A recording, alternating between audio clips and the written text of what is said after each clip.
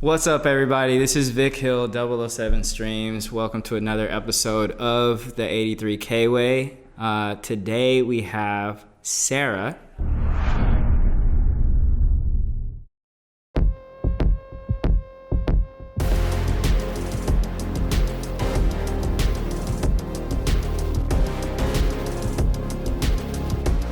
I would like to welcome you. I have seen a lot of your business grow over the past almost like 8 months, almost a year. Yeah, about a year.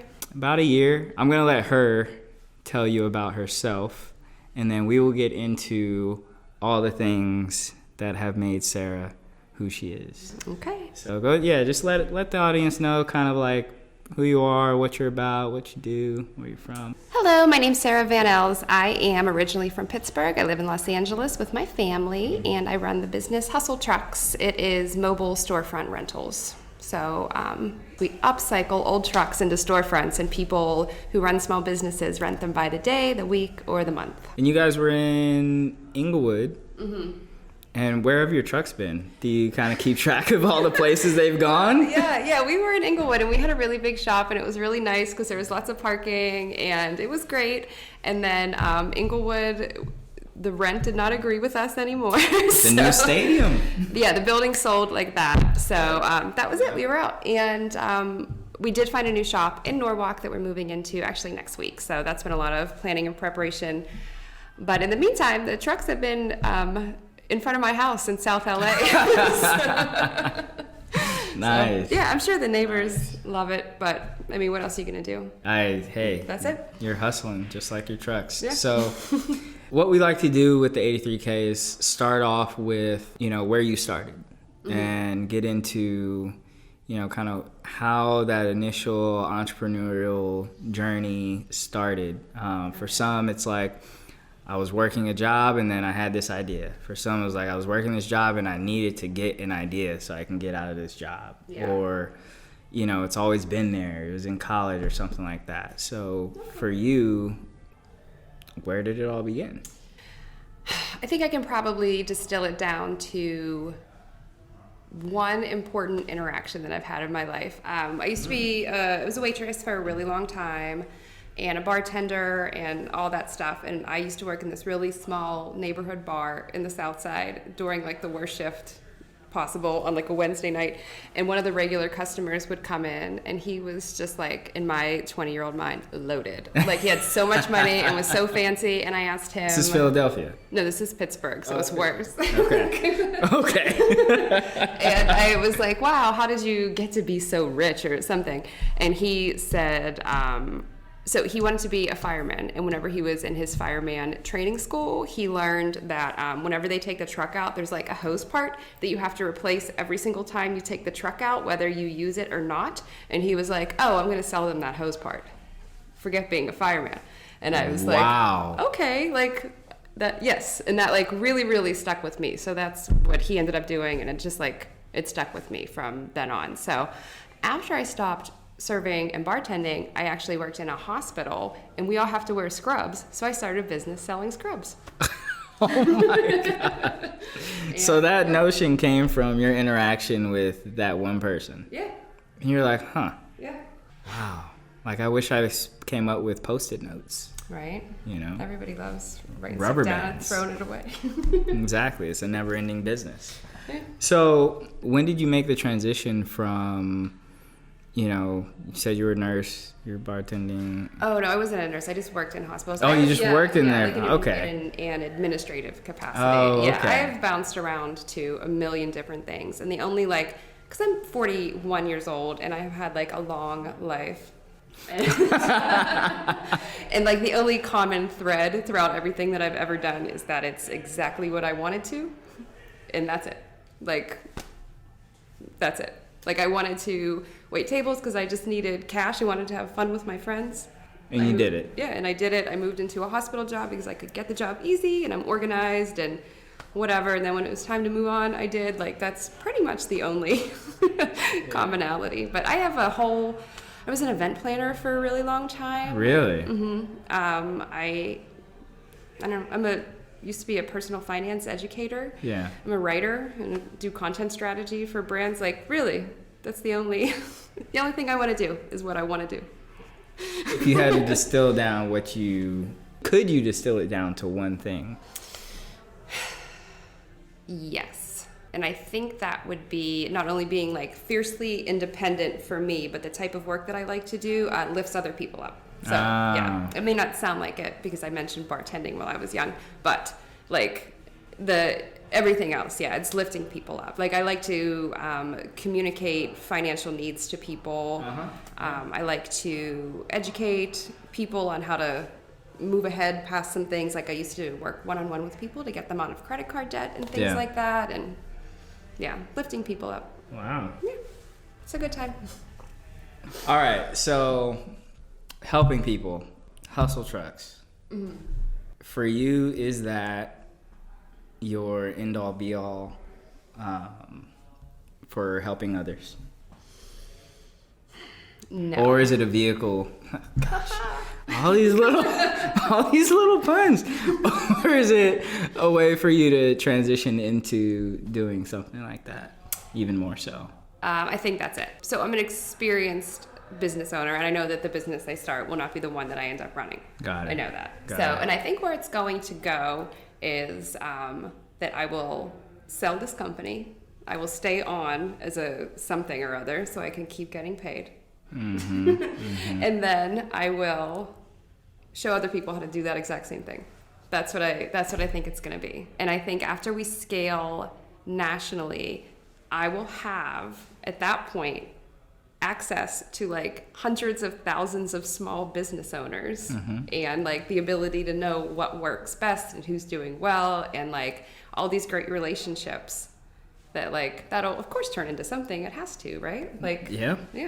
I'm relationships excited, often do. Yeah, I'm excited to see what it's going to be, but I have a feeling it's something down the line like that. So along this path, from the different steps you've taken to get to where you are now, which is, you know, for a lot of people, that's the goal, is full-time entrepreneurship and having a beautiful family and all that, right? What are some of the things that you've had to sacrifice on the way there? Whether it be time, mental state, all that, you know. Definitely my gut health. I have like the most upset tummy all the time from stress. But that is understandable. Yeah, that's literally all in my head. So I can just like figure that one out later, I guess. I have read that like 4-burner theory. Do you know what I'm talking about? Yeah. Okay, so like I've just had the 2 going, like just the 2 of like work and family, and the other 2, they are not simmering, they are not room temperature, the pots aren't even on the stove. Wait, break it down for the audience.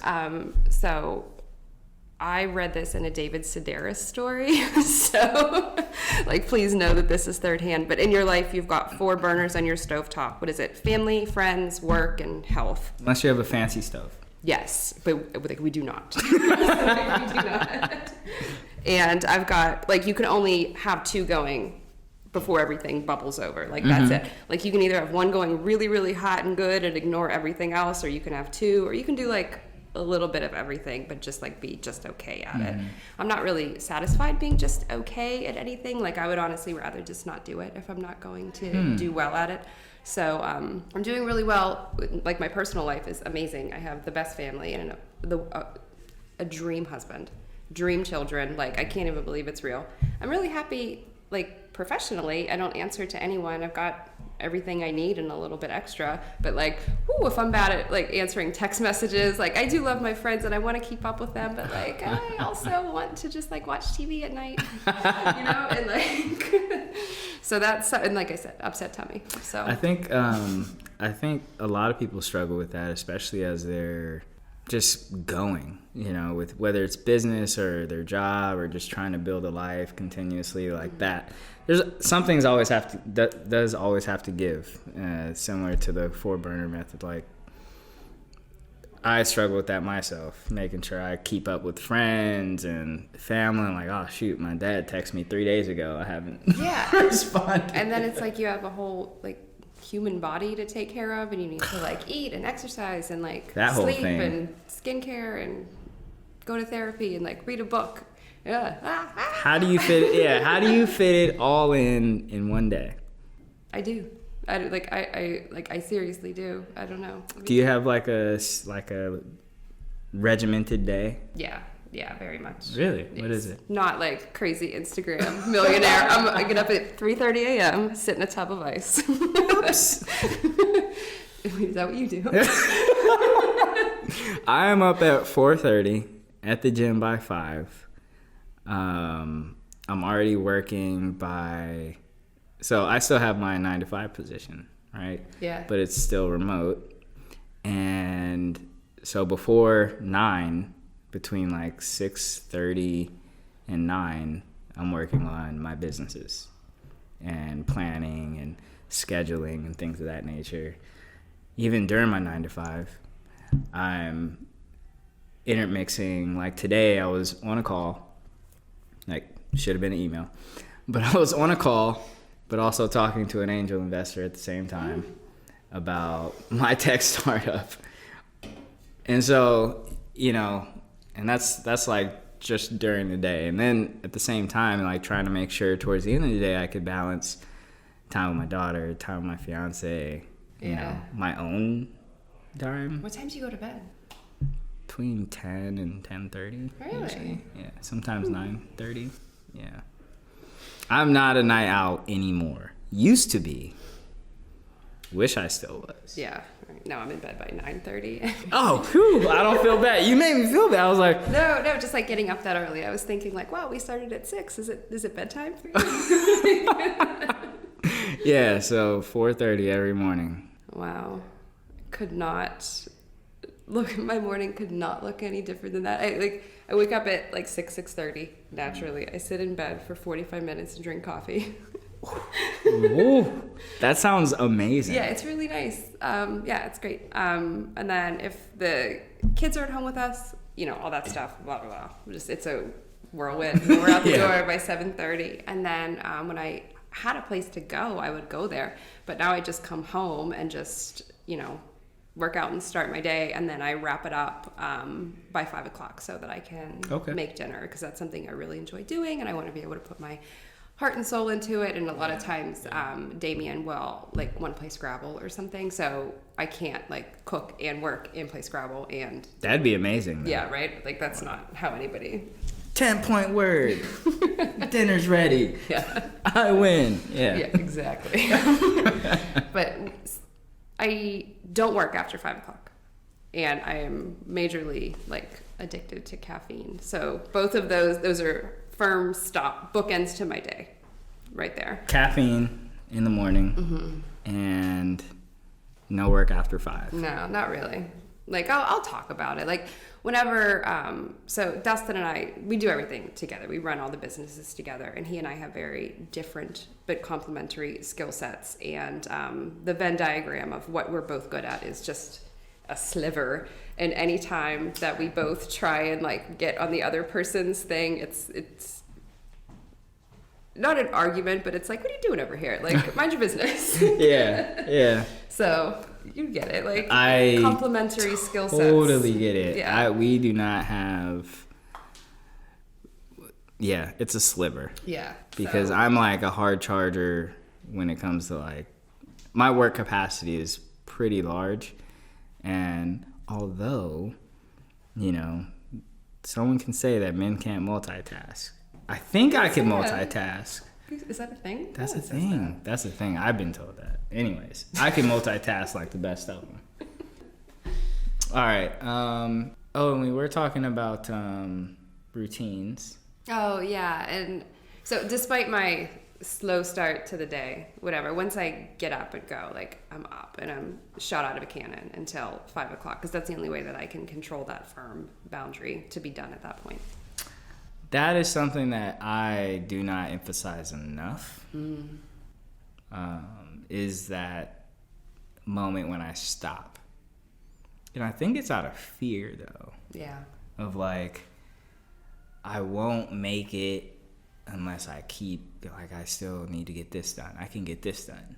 And if I just get this done. Yeah. That is a very unreasonable expectation that we put on ourselves. Isn't it? Yes. And like the fact of the matter is, neither one of us are surgeons. Like it can wait until tomorrow. This is true. Did not go that route. Yeah, like it can wait no matter what it is. They'll still be excited, or they won't be. Or they won't be. And then like, do you really want to work with someone like that anyway, who like doesn't even give you the day? No. Yeah, like I don't know. No. Yeah. Boundaries. 45 minutes in the morning, coffee. Yeah, it's really, really nice. It's like a very soft start into the day. It's good. Yeah, I catch up on, like, I read articles that I saw the day before but didn't have time to get into. I read them in the morning. I used to read the news, but then, like, that did not work. So, no thank you. The news. Yeah, just, like, it was very, like, upsetting. Constantly upsetting. So I just sort of was like, okay, maybe I'll just watch these cake decorating videos. But, like, that's not it either, because, like, then you just started, like, your brain turns into mush. So I just sort of find what I like and save it for the next day, and I read that in the morning. What would you say is like your, you know, do you have like a specific goal for your kids or anything like that?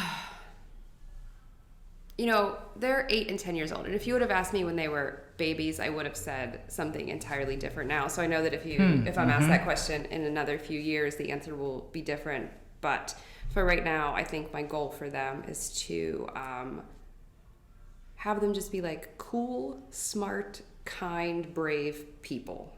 I like how you started with cool. Yeah, like just nice. Like not the kind of person that yells at somebody for no reason. Like just very like in check with their emotions. You know, like they're both really good at being like real like snippy tone of voice. Like, I'm sorry, I'm hungry. And like that's super good. Like I myself have trouble recognizing when I'm being a jerk because I'm hungry. So like, good for you. Yeah. Or just like, I hope that continues for them, because those are like the best kind of people. Yeah. That, you know, genuine, authentic people. Yeah. Wow. My daughter, I want her to. She's the same age as Lucy, right? Isn't she 8 years old? She's 10. 10. That's like crazy. Yeah. Is she as tall as you? Almost. Yeah? Yeah. Yeah, Damien's almost, his feet are bigger than mine now, officially. Rude. Yeah. That in itself, have you found the balancing your business owner journey and kids to be at times very trying? I know I have. I know some who have, but some are just like, nah, I got this. It's locked in. I will say the only times that I've felt it to be trying is when I was putting unnecessary pressure on myself to be everything, which is not possible. Otherwise, I'm doing great. If you ask anybody else, I'm doing great. If you ask me on some days, I'm like, lady, stop. Just stop. But they're home with us every other week, and then they're with their dad every other week. So I also have I have a release of tension. Got it. Where like, if there really is something that's like I have to be somewhere, I can travel on the weeks that they're with their dad. So like that lightens the load for me. And I know that not everybody's in like a co-parenting situation like that. So, and they have a wonderful stepdad at home too. So like, now that I'm just realizing they have 2 dads. Why am I doing so much work? Ooh, hey. That's a great question. But yeah, anytime, it's all inside. Yeah. They're fine. They're happy. They're healthy. I really like that answer, though. You know, a lot of the conversations I like to have definitely help me as I talk to folks and learn kind of like their methodology, and hope to kind of bounce back and forth when it comes to, you know, experiences and things of that nature. But, you know, not putting unnecessary pressure probably can go a long way. Not just with kids, but I mean, shoot. I'm still stuck on coffee in the morning for 45 minutes because as soon as I wake up, I'm like, go. Yeah. You know, but yeah, That's just nice. gotta keep refining how we attack things. Yeah. Once I'm up and running, once my system is running, I'm You're like turning each switch slowly. After all my levels are adjusted, like I'm good. And then I am very much a morning person and will lay out my whole day. I'll have you can ask me what I'll be doing at 4:45 and I will tell you accurately, because that's like how well I plan everything out. Wow. My husband, opposite. Does not like believe that time is real. Does not care about anything else. Like he's just very, very casual. Go with the flow. Yeah, and does not want to talk about work first thing in the morning at all. So we don't. Because like, picture it. April 2020. Everything's bananas. We're sitting in bed with nowhere to go, drinking all this coffee, reading all the news, and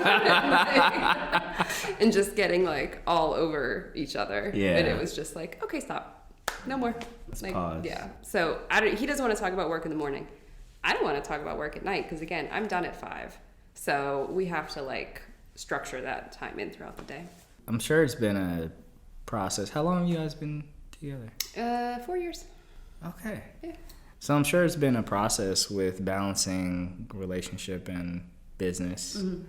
How has that gone? Pretty seamless, honestly. Like whenever we first met, Dustin moved to LA to be with me, and you? Yeah, it was great. Like it was a great decision for both of us, but we were also like realistic about it. Like we're not, fooling ourselves here. Like he definitely moved here like in a van, so like if it didn't work out, he could just drive his house somewhere else.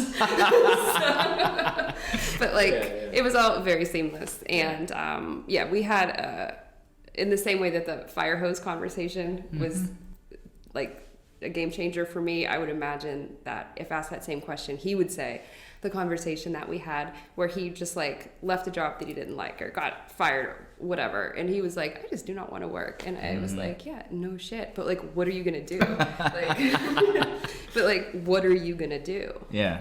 And I think it was then that he realized like, oh wow, I don't have to do this. Like I don't have to work a 9 to 5. I don't have to be a cog in this machine that's ultimately like not satisfying or fulfilling in any way, because he was doing really difficult work.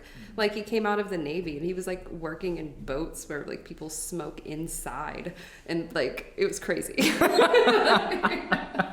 was crazy. And like, yeah, I think he realized, wow, I can just do the thing I want to do. And that, and then he and I were just like so good together, honestly. Yeah. Just completely, perfectly matched, and that's it. That's beautiful. It's nice. That's what I like to hear, because we constantly work on how to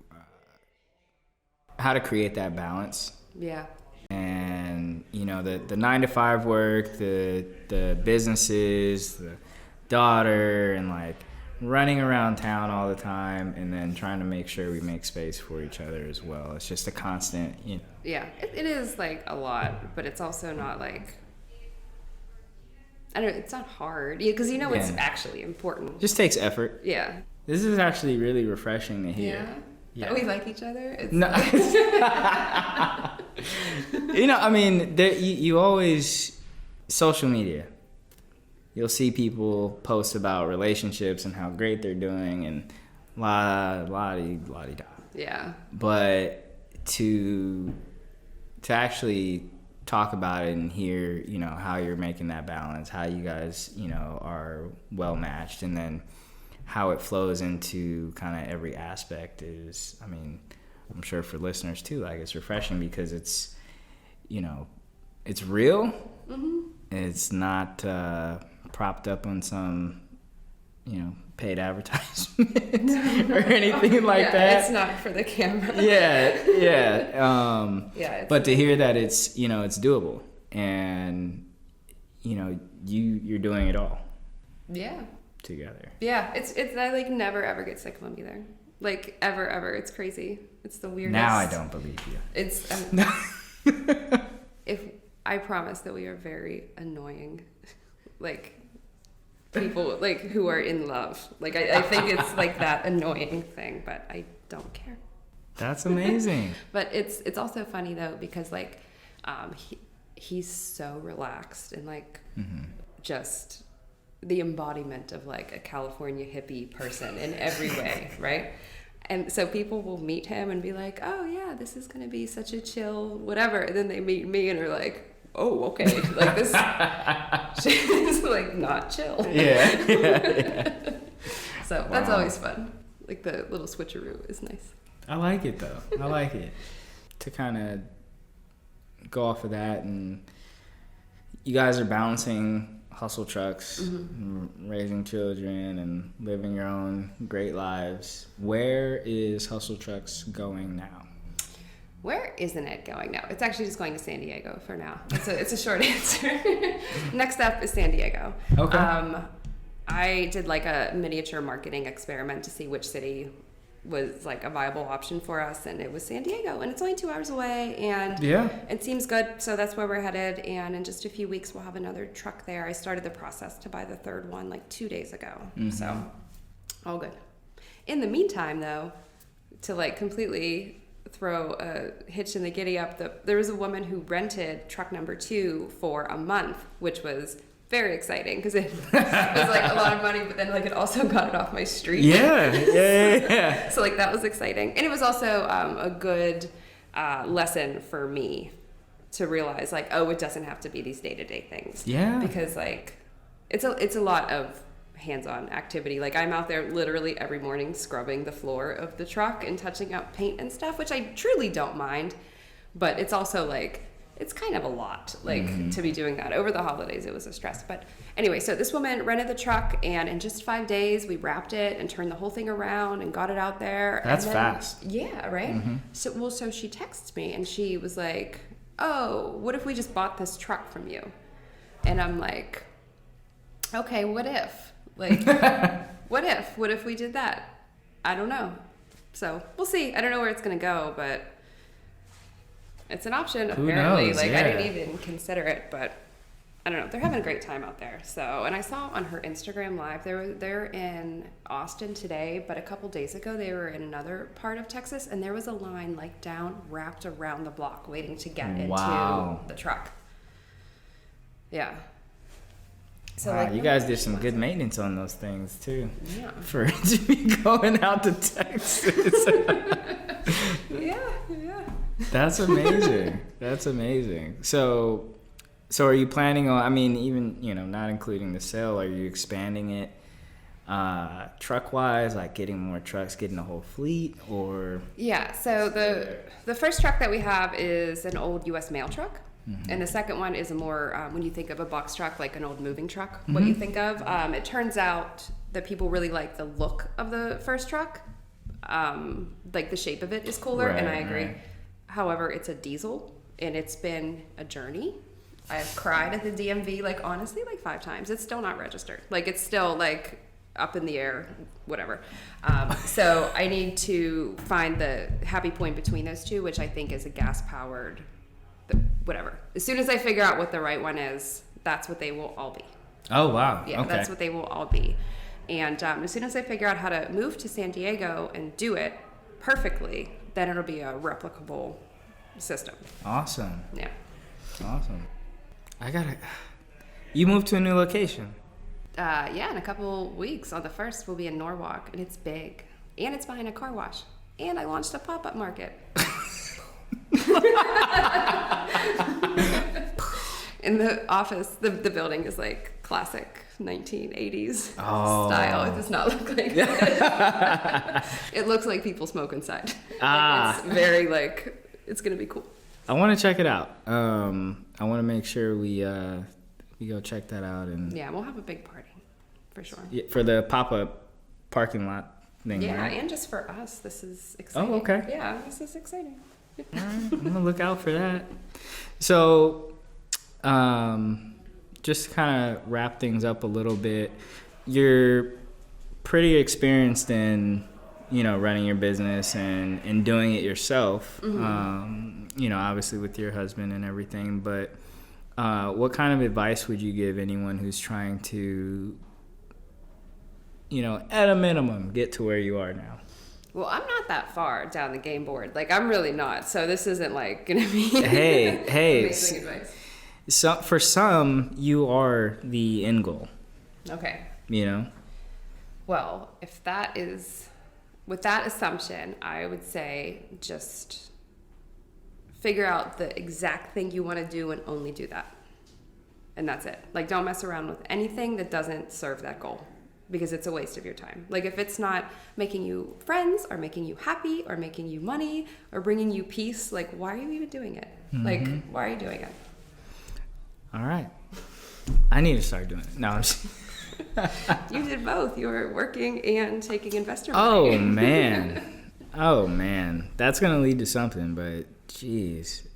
My goal is next year to be dialed back into only things that, you know, serve one of those purposes. Yeah, I don't know, just having a hard stop too on the day is like, honestly, meanwhile, I wanted to say this earlier, like, I'm talking such a good game, but please acknowledge that I definitely run a business that the only customer is people who do this in their spare time. Yeah. So, like, I may stop at 5, but they start at 6. Oh. So, like, the next morning is lots of catch up. So, Wow. don't forget about that.